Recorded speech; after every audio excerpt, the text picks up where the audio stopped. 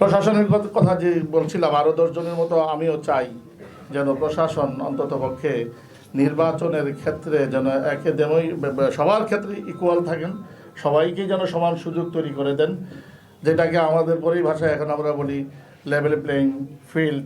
এই ফিল্ড যেন সকলের জন্য অবারিত থাকে, সমান থাকে, বৈষম্য যেন কোনোভাবেই এখানে না হয়। এই থাকবে আমার প্রথম অনুরোধ প্রশাসনের কাছে। দ্বিতীয়ত,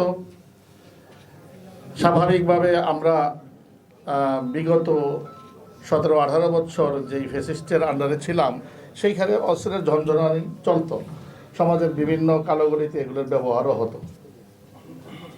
যেহেতু একেবারেই সন্নিকটের নির্বাচন, সেহেতু আমার থাকবে যে এখানে কালো অস্ত্র বা অস্ত্র তো সবটাই কালো, তারপরে অবৈধ অস্ত্র বলতে চাচ্ছি আমি, অবৈধ অস্ত্র যেন এখানে না থাকে। পুলিশ ইচ্ছে করলে আমাদের পুলিশের উপরে, পুলিশ প্রশাসনের উপরে আমাদের আস্থা আছে। তারা ইচ্ছা করলে 1 সপ্তাহে এগুলো সব ক্লিয়ার করে ফেলতে পারবে এবং তাদের কর্মদক্ষতাও অনেক বেশি। এজন্য বলবো যে এখনই সময় আপনাদের কর্মদক্ষতাটা আমাদের সামনে তুলে ধরার এবং আমাদেরকে সেই সুফল ভোগ করার এই সুযোগ দেওয়ার আবেদন, অনুরোধ আপনাদের কাছে আমার থাকবে। কোনোভাবেই যেন অস্ত্রের অপব্যবহার এখানে না হয়, কারো কাছে যেন অস্ত্র না থাকে, অবৈধ অস্ত্র না থাকে, এদিকে লক্ষ্য রাখা। তারপর কালো টাকার ছড়াছড়ি। স্বাভাবিকভাবে আমি সুজুর আলমদের কথা যে বলছিলাম আমি দুর্বল, সেই দুর্বলতাটা আমার এই জায়গাতে। আমি শিল্পপতি নই, আমার ভালো একটা মন আছে, হৃদয় ভরা ভালোবাসা আছে এবং জনগণের কাছে আমার গ্রহণযোগ্যতা আছে। এটাই আমার পুঁজি।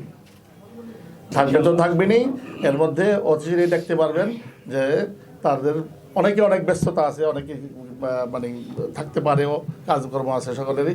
এখন যেহেতু যথেষ্ট সময় আছে, এই জন্য তারা অপেক্ষায় আছে। এটা দিন দিন বাড়তে থাকবে এবং এটা অচিরেই দৃশ্যমান হবে ইনশাআল্লাহ, এবং সবাই শেষ পর্যন্ত থাকবে এবং বিজয়ের মালা আমরা ইনশাআল্লাহ পরিহিত করবো। কালো টাকার ছড়াছড়ি যে কথাটা বলেছি, সেখানে আমি একটা শব্দ বলছি, এখনই রীতিমতো কানে আসতে শুরু করেছে। কানে যা কথা আসে তা সব কিছুই একদম কি অথেন্টিক হয় তা তো আমি বলিনি। এটার দিকে নজর রাখতে, চৌকান্ন থাকার জন্য আবেদন করেছি। হ্যাঁ, যদি এই ধরনের অথেন্টিক ডকুমেন্টস সহকারে যখন আসবে, তখন ইনশাল্লাহ চিন্তা করব যে সেই ব্যাপারে কোনো অ্যাকশনে যাব কি যাব না। আমি গণভোট নিয়ে আপনি নিজে স্বীকার করে গেছেন বা প্রশ্নের মধ্যে উল্লেখ করে গেছেন যে এই পর্যন্ত আমি প্রেস ক্লাবে বা প্রেস ক্লাবের বাহিরে একটি শব্দ হ্যাঁ না ভোটের ব্যাপারে বলিনি। আমার প্রশ্ন হলো, যেখানে 84টা ধারা, 84টা ধারার 4টি ধারাও আপনি ঠিকমতো বলতে পারবেন না, আমি বলতে পারবো না, সাংবাদিককে জিজ্ঞেস করলে 10টি ধারার কথা ধারণা দিতে পারবে না, সেইটার সম্পর্কে আমি কি বলি যে হ্যাঁ দেন বা না দেন? এজন্য আমি অপেক্ষায় আছি। বর্তমান যারা দেশ চালাচ্ছেন তারা জনগণকে আরও সচেতন করার জন্য 84 ধারার সম্পর্কেই আমাদেরকে ধারণা দেওয়ার জন্য কোনো পদক্ষেপ নেন কি না। যদি নেন তাহলে এক ধরনের অ্যান্সার আসবে, যদি না নেন তাহলে অ্যান্সার আরেক ধরনের আসবে।